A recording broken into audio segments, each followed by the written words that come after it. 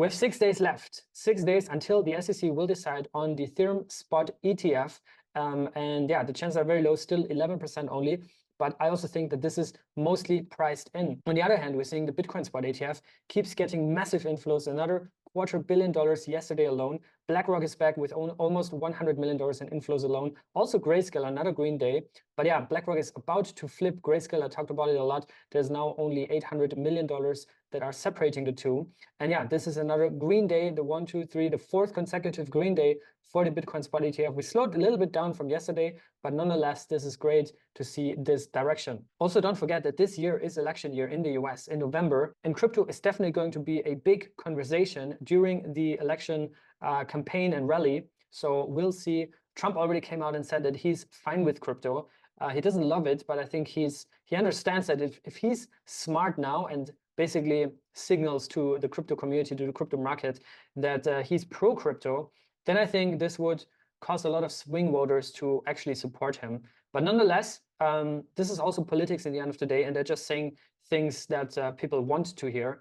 But yeah, what the US just did is that they voted to overturn SAB 121, which apparently is a big deal. And there's this full-on thread why this is a big deal. So apparently this was a legislation that was supposed to happen. And the big issue here would have been that if a bank custodied $1 billion worth of Bitcoin for customers, they have to hold $1 billion of cash to offset this liability. So basically, they wanted to classify cryptocurrencies as liabilities on balance sheets. And this would have been a big reason to keep banks out of the crypto markets. But especially now after the ETF success story, which was the most successful ETF launch in history, much more successful than the gold ETF back in the days. So yeah, this now got overruled, basically overturned, and this is not going to happen. And it's now up to Joe Biden, President Biden, whether he will sign this overturn or veto it. So he still has the power to veto this overturn. So maybe Biden will just do the right thing this time. And I think at this point, they also have to understand that crypto is here to stay. It's unstoppable. I think if he would not do that, there would be 2 consequences. Number 1, he would just gift Trump his votes. And number 2, he would force businesses, institutions, founders, smart people, smart mindshare, basically cryptopreneurship. He would force that out of the US. And I think that's the last thing they actually want to do and the last thing they can actually afford to do. Anyways, looking more specifically into the Cosmos ecosystem price developments, we see mixed reactions here, to be honest. Atom, $8.61, up 2%. Meanwhile, Akash, down 5%. But yeah, that's on a relatively high level, $5.77. Axelar down slightly, Archway down. Celestia up 0.5%, $9.10 now. Yeah, some recovery, slight recovery. There's a couple of double-digit gainers, but to be honest, not that many. Bitcoin, on the other hand, managed to maintain those levels above 66K. Ethereum also back above 3K, is kind of battling with the 3K mark here. And like I said, I think if the Ethereum spot ETF would get approved, this would immediately get sent to 4 or 5K, I would say, and then cause a massive alt season. But yeah, let's wait and see how this evolves. Like I said, the chances are still very, very low. But yeah, this would be a nice surprise and a nice summer gift. Now, we have a lot of coin-specific news to share today. A lot of things have happened in the past 24 hours, starting off with PStake Finance, which is the liquid staking provider on the Persistence One chain. They just announced the launch of Bitcoin liquid staking in partnership with Babylon. So this is also now more and more alignment of PStake and Persistence with the Bitcoin ecosystem and BTC5, which is a whole new narrative on its own. But this makes PStake actually one of the first movers for the Bitcoin liquid staking space, which is very interesting. And obviously Bitcoin itself is a huge asset, huge ecosystem. And we're now seeing this new meta around it with inscriptions, ordinals, runes, but then also with different virtual machines that are now being deployed as sidechains as well, Bitcoin L2s. And I think also Babylon is playing a huge role with Bitcoin staking, which is a massive, massive innovation made in Cosmos. Also, as a reminder for you, Persistence One is the base chain on which all of this is happening, right? So you have PStake as a liquid staking provider. You have Dexter, which is their native DEX that also has very interesting farming opportunities and LST liquidity pools, which you can check out. Atom SDK Atom, for example, dYdX SDK dYdX, Stars SDK Stars, which is the one that I aped into in the beginning. They had massive incentives there, so that played out nice. And yeah, you can see the IPRs here. Many of them are also incentivized with PStake tokens. So basically, Persistence One is an integrated L1 that's optimized for liquid staking and is also now more and more aligning with the Bitcoin ecosystem.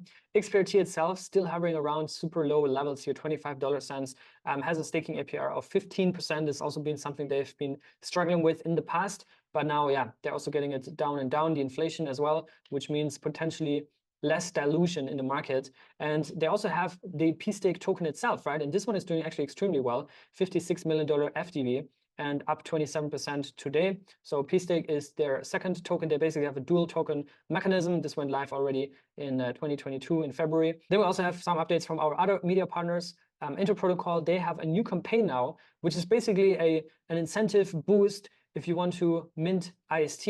If you want to deposit and mint IST in their vaults, you can come here on inter.bonusblock.io. They have this partnership here. There's even a referral program where you can refer people if they have at least $100 worth in an open vault. And yeah, you can check out the different vaults here, and then you can mint your IST. This is all built on the Agoric L1. Agoric itself is focused a lot on chain abstraction. Obviously, Inter Protocol is their flagship application, but they have a lot more that are in the works and that are coming. And they're also deploying their own virtual machine where you can deploy smart contracts in JavaScript. So yeah, this is also kind of in this field where you could compare it to Near Protocol, for example. And BLD itself also has an extremely low market cap, $65 million and just over $100 million in FTV. And yeah, this is extremely low. The staking APR is 9.6%. You can check this out here on Nodes Guru because they're not listed on Mintscan. But yeah, Agoric BLD, in my view, is still an underrated play. And I think they have massive upside potential, especially if they manage to regain momentum and are part of the conversation in a broader kind of abstraction field. And yeah, also more and more joining the conversation with the Near protocols and other L2s that are comparable. On another note, we also have big news from dYdX. I talked about it, how they're going to implement permissionless CosmWasm, and they're also now implementing Skip Protocol's Slinky. And Slinky enables a lot of things for dYdX, for example, block-by-block Oracle updates with lower latency prices than anything else on the market. And for dYdX's trading engine, this is extremely helpful and makes the UX and UI much smoother. dYdX itself trading at $2 right now, roughly speaking, and has an 18% staking APR. And note that this staking APR is mostly in USDC, in native USDC, because they have this built-in revenue share where they're giving back protocol revenue and sharing that with dYdX stakers, block time 1 second. And yeah, the bonded ratio is still extremely low, 15.4%, because they're also kind of still in this transition phase, which I think is going to take a while for the entire ERC20 liquidity to migrate to native dYdX.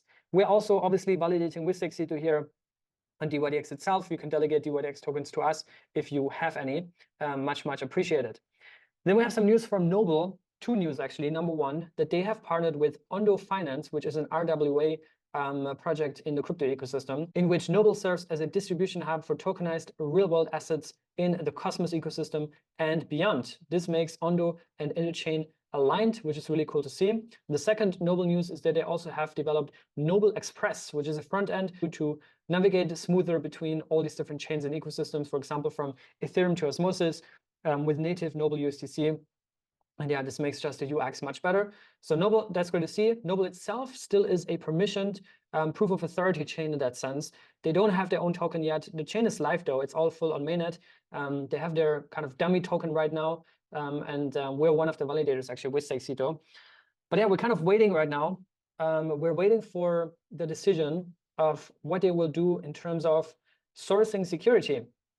So I think there's multiple options, right? I laid out some ideas over the past. Number one is obviously Cosmos Hub shared security, in which Noble would become a Cosmos Hub consumer chain, which I think if they really wanted to do this, this would have already happened months ago, and it didn't happen. So I don't really think that this is still a priority, at least.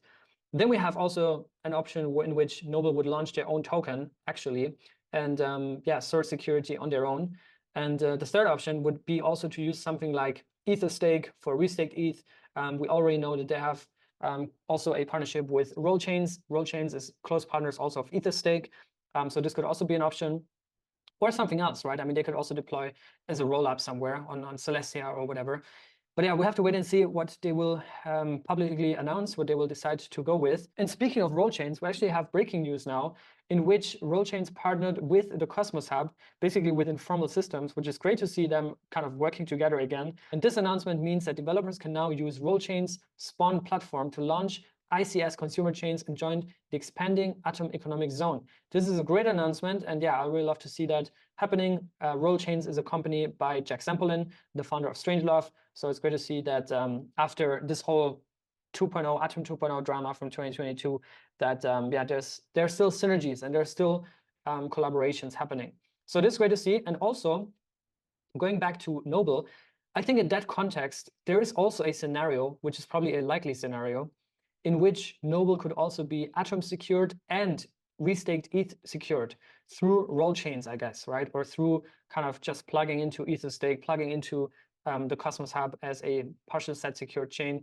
So I think there's also a way where this is actually synergetic and it's not mutually exclusive. And yeah, apparently it only takes 105 seconds, less than 2 minutes, to deploy an interchain security chain using Spawn, which is actually really great. And I think, yeah, this could make the Cosmos Hub one of the best places to launch a secure layer 1 blockchain that is actually customizable, that is actually interoperable, fully interoperable, and also aligned with the Cosmos Hub, right? This is kind of this new Cosmos ecosystem that I've been talking about recently, in which we refer to Cosmos as the Cosmos Hub ecosystem, right? And all its consumer chains and everyone that's kind of linked to it. Then we also have some exciting news from Stargaze, the premier interchain NFT marketplace. They announced a partnership with Union. Union is going to connect Ethereum to IBC, and they're going to bring NFTs to Stargaze for the first time using the innovative ZK IBC bridge developed by Union, which is a new phase of interoperability for Stargaze and also helps for Stargaze to kind of branch out from the native Cosmos ecosystem and interchain economy and basically expand that, right? Interchain expansion, that's really what I talk about. And this is basically a two-way street. So it enables on the one side, CryptoPunks, Pudgy Penguins, and so on to be tradable on Stargaze, but on the other hand, also for Celestine Sloth and also for BetKits and others to basically be tradable on OpenSea and other Ethereum marketplaces, right? Which is great to see. So good news here. We also did a full-on recap, Cito NFT recap, the Cito NFT zone, about some of the top NFT collections on Stargaze, but also about Strange Clan Hunt and other things, also Passage NFTs. So check that out as well. The Stargaze price itself is still hovering around 2 cents, which in my opinion is extremely low. We have seen this massive pump out of nowhere yesterday where the price just doubled in one candle. I think this was actually a purchase that was made, but then it immediately dumped back down. So yeah, I'm not sure if that was a glitch or Oracle failure or actually just a pump and dump. And this only implies a $60 million fully diluted valuation, which to be honest, for the premier interchain NFT marketplace is extremely low, has huge upside. But like I said, also recently, Stargaze really needs to branch out more, work on their positioning and their user onboarding, artist onboarding outside of the native Cosmos kind of echo chamber, right? Because I feel like sometimes Cosmos, especially Cosmos Twitter, really is an echo chamber sometimes. So we need to keep branching out and breaking out and deploy onboarding funnels outside of that, right? Otherwise, there's no growth. Lastly, we also have an exciting announcement to make, which is that Ali the Curious, Ali Merchant, has joined Stakecito and he's going to be doing DevOps and also governance. So welcome Ali to the team, to the fam. He's been a 5-year Cosmos veteran with extensive experience in the Cosmos ecosystem, working on different projects, working on infrastructure and the tech side of things, and also with teams like Informal. So yeah, great to see that Ali is part of the team. And yeah, we'll keep growing, keep expanding, keep improving our internal structures, and want to provide the best experience for you as a delegator, which we are extremely grateful for all of the delegations that we're getting. And we want to keep expanding to new chains. And we're working extremely hard to make sure that Stakecito is always at the pulse of innovation. That said, I hope you enjoyed today's video. And please also let me know how you like these formats. If you feel like it's too much information, too detailed information, do you feel like it's the right amount of information, also in terms of the depth of the information? And yeah, just provide me a feedback there. Much appreciated. Oh, and one last thing, also don't forget to check on your Saga airdrop if you claimed it, your Vault 1 airdrop, which might be showing up in your wallet today. So check that and see if you got the Saga airdrop. I'll see you guys tomorrow. Until then, stay safe and be good.